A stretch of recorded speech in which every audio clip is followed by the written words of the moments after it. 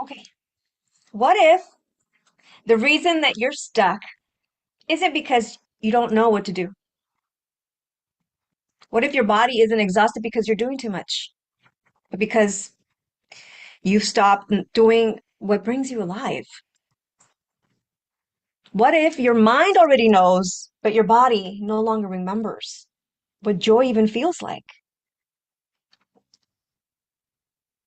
What if joy isn't just an emotion?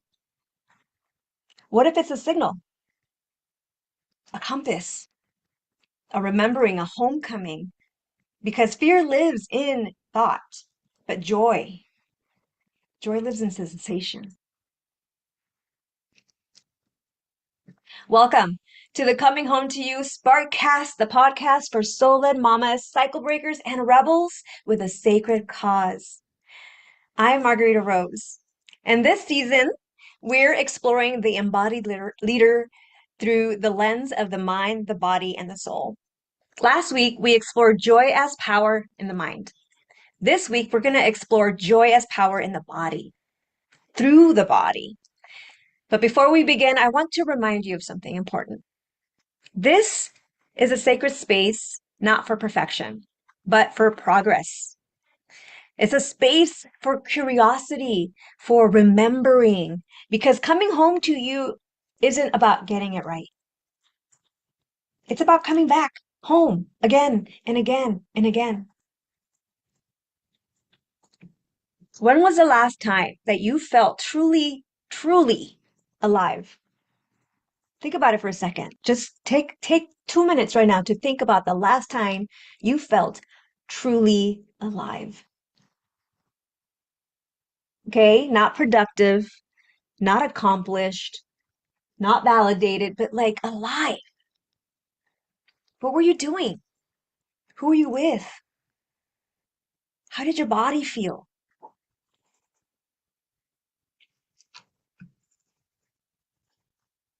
So I shared in the Cup of Awakening last time about this leadership program I was in, and I had a vision project. It was to create a summit, and it's all the things that I love doing research, interviewing experts, learning from them, connection and collaboration. And it's all the things that like light me up. And then one thing happened. One thing happened. It happened twice. My coach was not available for our one-on-one call. And I made it mean the same thing because it opened that wound that I have. It activated that I'm never supported. I'm not good enough. I must not be important enough. I'm not meant to do this. This is not for me. Have you ever felt that? Have you ever had those same thoughts? Because one little thing goes wrong. Everything is great up until that thing. And then you make it mean something. And then for me, like I give up. So I closed off. Fear took over. I was like, yeah, I was collecting evidence, of all the ways that this was just not for me. I was like, yeah, I guess I'm never going to do this summit. By the way, I've been talking about doing the summit for 4 years. 4 years. I still haven't done it. I've done variations of it, but I actually haven't done the summit the way that I was taught by my coach, my business coach. But that's because fear took over, and my mind just went through all these worst case scenarios. Do you do that? And then the one thing that I was feeling, which was joy, it totally just vanished, disappeared, gone from my mind, gone from my body. And I was just sitting there having a pity party of doing nothing for 2 months of inaction. Because I was like, it's too late. I've already missed 2 weeks. I mean, like, forget it. How many times have you done that? Where you're like, it has to look a certain way and you have an expectation. And if it's not met, you're like, well, yep, I'm done. And you throw it away or you stop doing the thing because you're like, okay, I don't have the joy. I'm just going to be gone, not do it. Yeah. How many times have we actually abandoned that thing that we love because fear got louder than the joy? And so for me, there was a time we had about just over a little bit of a month left in the leadership program, and I got the opportunity to renegotiate my vision project. And I was listening to my cohort. We were all paired into a small quad with a coach, and everybody's feedback and experience of me was that I light up when I'm in my joy. I light up when I'm talking about rollerblading or dancing or even energy medicine. And so they're like, that's a superpower for you, Margarita. Because when you're in your joy, you just light up the room and you support others be in their joy too. And I was just like, really? Wow. Well, thanks for that. And so I chose 33 joyful experiences. And then, like, I was like, this really feels like a cop out. Like, could I have picked anything easier? Like, talk about going for the not going to actually stretch me. But you know what I realized? How often I did not choose my joy. Because when I sat there and reflected, I was just like, wow, I'm often not listening to my body's cues of what brings me joy and lights me up. Because my mind says, well, no, I have to earn that. Have you ever felt you need like joy as a reward? Like like it feels almost um childlike or childish or irresponsible to be in your joy, to choose the things that bring you joy. That's what I was thinking. But then, what I realized too, first of all, the problem wasn't a lack of strategy. It was just, I was disconnected with my body. I was totally disconnected. And so when I got intentional about having joyful experiences, I realized, oh my gosh, joy is not the reward. Joy is actually a choice and it lives in every moment if you choose it. And so for me, it was finding joy in doing dishes. I would put on a song that made me move and made me smile, and I would do dishes. And it was in vacuuming. I would dance while I was vacuuming. It when I was stuck in traffic, I would put on a song or I would sing. Like, notice the theme here for me, music. Music is the way that I shift the fastest. Have you ever had that experience? Is music universal like that for you too?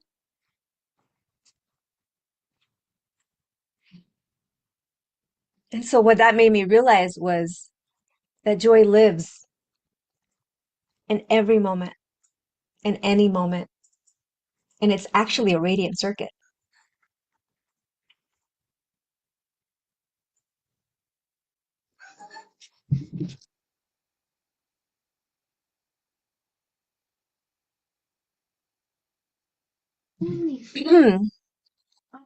Okay, so I'm telling you, I felt like it was a cop out at first, but I realized something important. And I want to ask you this question.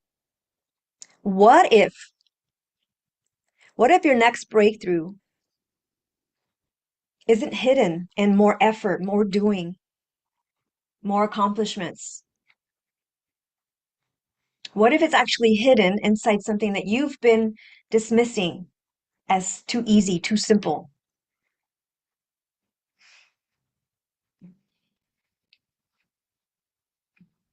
And then notice. For me, what happened physically was I started leaning in. I started becoming alive. I had more energy. I laughed more. I was more willing to do something out of my comfort zone.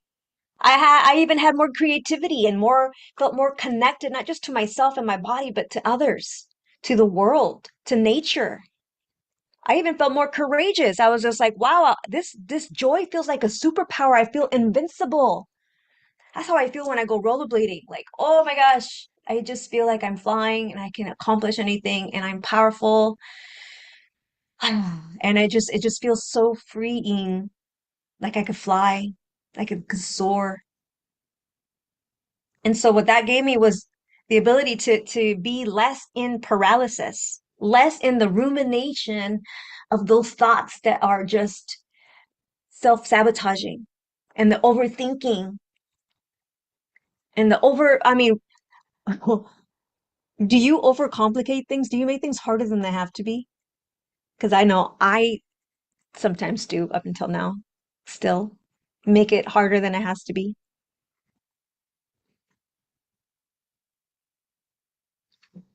But what I realized was that joy didn't actually save my life because it made me happy.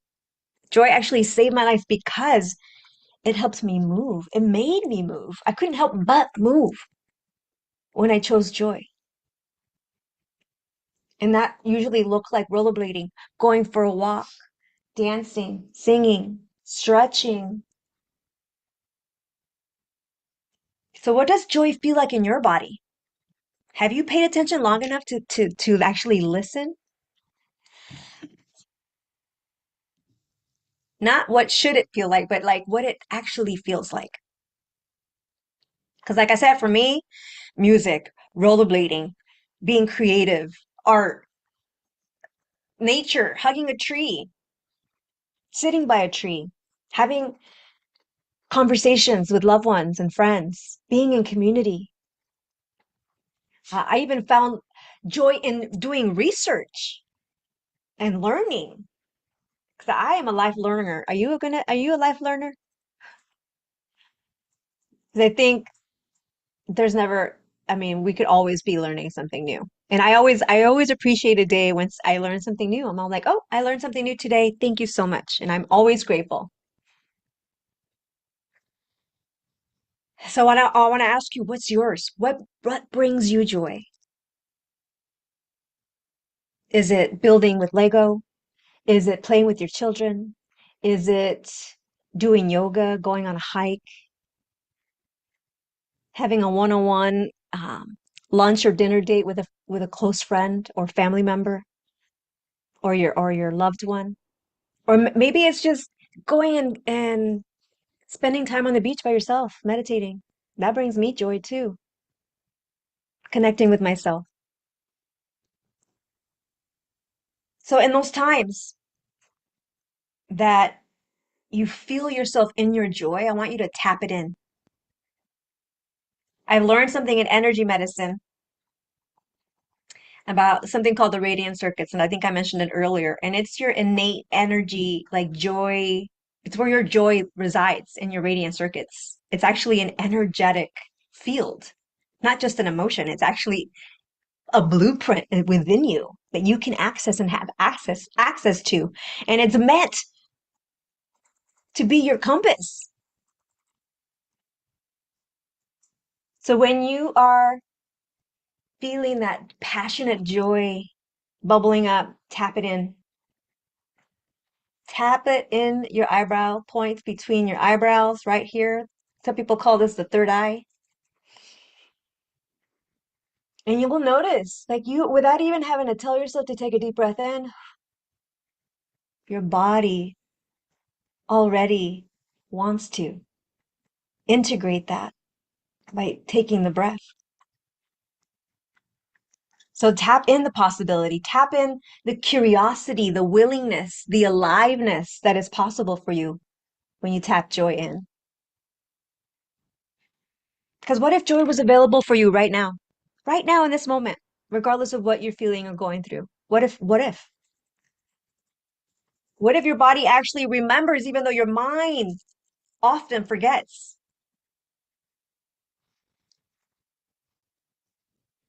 And I'm going to tell you, a vortex here called heaven rushing in. And it's when you want to bring in joy, happiness, support, healing, whatever it is that you want to bring in, you put it into the heaven rushing in point right at the center above the thymus. So thymus is like between the breast and the heaven rushing in is going to be slightly higher. Some people call this the higher heart center or the upper heart center or something. And so what you want to do is you want to first rub your hands to activate your energies in your hands, and then you shake off any energy that is stagnant, just kind of shake it off. And then you're just going to start here in the prayer position. And then you're going to lift your hands up, and then you're going to extend them out. You could extend them out this way, this way, this way, whatever feels comfortable and what you have range of motion for. Okay? Don't hurt yourself to do this. If your hands only go up this high, then just have your hands go up this high. But it's best to have your hands and your eyes looking up and always have a smile on your face, because that smile already activates your radiant circuits. Even if it feels like a fake smile, just smile. Eventually, your body will remember and feel authentic in the smile. So you just have your hands up and you imagine your hands receiving energy from the heavens, support, joy, wisdom, whatever it is, courage, strength. And then you start to eventually feel like your hands are getting full, like your arms, they're getting full, they feel a little heavier. And while you're here, bring it in to your heart center. And do that 3 times. And what you could also do, like if you have a stomach ache, or if maybe your lower back is hurting or your knee hurts, that energy can also go into that. So when you go up and you're ready to come down, you put that energy down. Like for me, I would put it in my hip. So that is a great way to just invite the breath and spaciousness and safety into your body. And another thing, it's also inviting you to learn how to receive support, how to receive love and joy. What happens when you stop chasing joy and actually allow it? What is possible for you?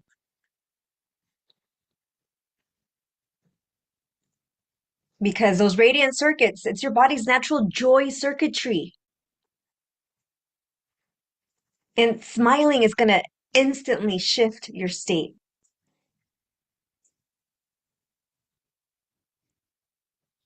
Joy can actually become rehearsed, just like fear became rehearsed in your life. Because the more often that you choose joy, the more that you tap it in. When you're watching a sunset, maybe sunsets bring you joy. I know they bring me joy. And I tap it in. I hear the guttural laugh of a baby. Makes me, brings me joy. And I tap it in. Seeing my children play and have fun and laugh and make each other laugh brings me joy. And I remember to tap it in. And the more you choose it, the easier it's going to become for your body to remember. And then when the more that your body remembers, the safer your body's going to feel to be in joy. So I invite you to take off your shoes and go walk in nature barefoot. Like connect to nature and smile and be in gratitude. Listen for the birds when they chirp in the morning. Go and watch the sunset. Better yet, go and watch a sunrise. Wow. Sit by the water. Any kind of water. Water is healing. Move your body. Dance. Do some yoga, qigong, tai chi, Zumba, like whatever floats your boat that is going to bring joy in your body, but move it. Because when you move your body, it helps to move everything else that you are holding on to. So do one thing this week, today, in this moment, right now, that is going to remind your body that life is happening in this moment, right now. Now is all the only time we have is now, now, now, now. So where has fear been making decisions for you? Where Where has it? And what activities light you up? What did you love to do as a child? What activities just light you up and make you feel alive? And what would you do if nobody paid you to do it? What would you still do if nobody paid you to do it? That is where your joy is. And that is your passion. That is your zone of genius even. And it's usually when we are in our zone of genius is when we feel the most joy and the most passion and the most alive. And oftentimes we feel or see it as a hobby because it just comes so naturally and easily to us. Well, it's because that's what you came here to do and be. That's why I just went on a 2-day weekend workshop with a gentleman who now teaches how to close um, on stages, to speak to close on stages. And he integrates magic in the way that he teaches and he presents because he loves magic. That's his zone of genius. That's his joy. And so he incorporates it in his teachings. And I think that's fabulous. Like, how can you bring your joy and your passion into what you're already doing? So it stops feeling like a grind and a hustle. Because it's usually those things that you do that you lose track of time doing. Like you lose track of time because you're in this joy. What's gonna what is those things that you do that help you remember yourself, like who you are? And it's usually what you did and loved to do as a child. It's usually all those things that we don't allow ourselves as adults because it doesn't feel responsible to do anymore. So here's hopefully a key takeaway that I want you to have for today. Maybe joy isn't random. Maybe joy is directional. Maybe it's the compass. Maybe it's the sign. It's your body's homing beacon. It's maybe it's joy actually telling your soul, hey, this way, come here. You're getting closer. You're getting warmer. So listen. Listen when your body leans in. When your body feels alive, that is your joy. And just do more of that. Choose more of that. Because joy is not a reward. It's a choice and it's your compass home back to the truth of who you are and why your purpose for being here. So if today's conversation resonated with you, maybe you're craving deeper connection or just community. Maybe you're tired of trying to figure it out all by yourself and you just want some support. I really would love to invite you into my Soul Spark Sisterhood Facebook group. It's a private space where other conscious women, just like you, who are remembering who they are beneath the noise and the expectations and the roles that they've been carrying for years, to remember who you came here to be before the world told you who to be. It's a place to be witnessed, supported, encouraged, and reminded that you're not alone. You never have been. Remember that fear is always going to live in the mind, in your thought. Fear lives there. But joy is a sensation. It lives in your body, in your radiant circuits. And your body remembers what your mind forgets all the time because of fear or judgment or responsibilities. So just remember it's a choice. Keep rising, keep shining, keep coming home because joy is not a destination. Or coming home to you is not a destination, it's a reward. Um, I'm saying it backwards now. Because joy is a choice. And coming home to you is not a destination, it's a journey and it's a devotion. And if no one told you today, you matter. You are enough, exactly as you are, and you're not behind. You're right on time.